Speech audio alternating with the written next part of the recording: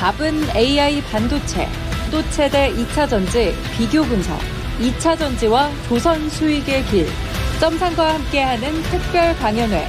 QR코드를 인식해 확인해보세요. 휴스틸이고요. 이 종목을 젤파고TV님하고 장지현님 두 분 다 들고 계세요. 그런데 사신 가격이 좀 차이가 있습니다. 젤파고TV님은 4,600원에 비중 6%, 얼마 전에 단타로 들어가셨대요. 오늘 사신 건 아니네요. 약수익 내고 나오고 싶어요 하셨습니다. 장중에는 약간 수익 구간이셨는데 그때 안 파셨나 봐요. 그리고 장지현님은 6,600원이시면은 아마 이전에 뉴스 나오기 훨씬 전이네요. 작년 한 1년 정도 들고 계신 가격일 것 같은데 휴스틸 결과적으로는 오늘장 하락으로 전환되면서 거래를 마쳤습니다. 미중 갈등 가운데서 또 철강 쪽으로도 관세를 올리니 많이 이런 이야기가 나오면서 오늘 오전장에는 관련주들 상당히 강했는데 사실 후반에 이렇게 약세로 돌아서거나 상승폭 반납한 경우가 많았습니다. 철강주 전체적인 대응 전략까지 함께 좀 알려주시죠.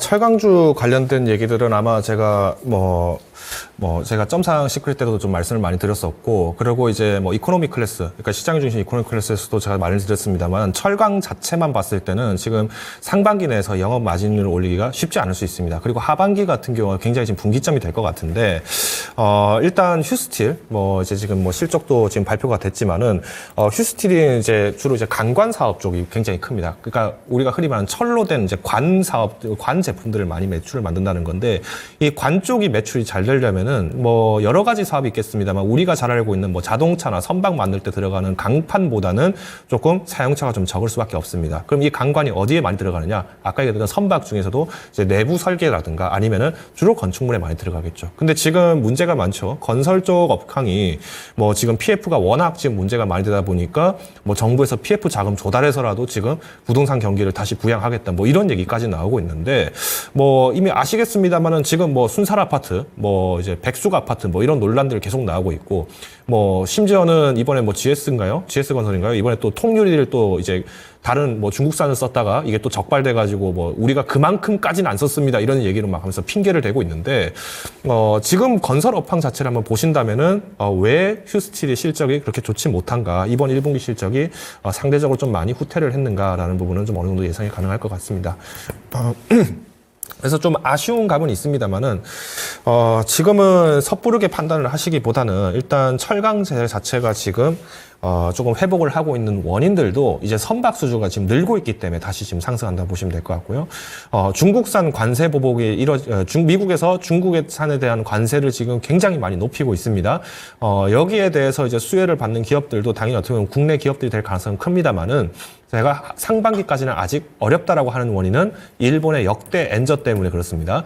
지금도 일본에서는 지금 일본 제철이 지금 미국에 있는 US 스틸을 지금 인수하려고 지금 박차를 가하고 있는데 사실상 국내에 있는 많은 기업들도 지금 쉽게 지금 손을 뻗지를 못하고 있습니다. 만약에 일본 제철이 미국의 US 스틸까지 인수를 했다라고 한다면은 전 세계 이제 철강 시장에서 3위로 등극을 하게 됩니다.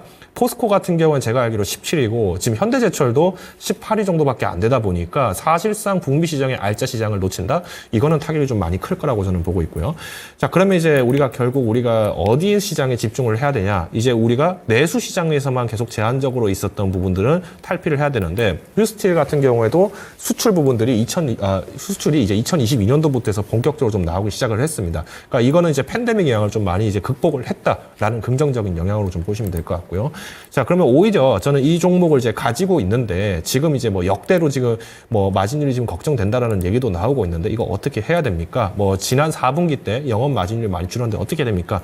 일단은 지금은 그래도 매수하신 비중 자체도 굉장히 작으시고, 그리고 지금 매수가 자체도 지금 큰 타격은 없는 구간이기 때문에 손절 대응만 잘하시면 됩니다. 그러니까 이게 좀 어렵죠. 사실은 이제 투자자분들이 제일 어려워하는 게 이 종목을 내가 어렵게 샀는데 이 종목을 손절을 해야 되나라는 고민을 하신다면은 이거는 이제 시장 분위기가 굉장히 중요합니다. 근데 지금은 아직까지 고금리 현상이 좀 나타날 가능성이 크고요.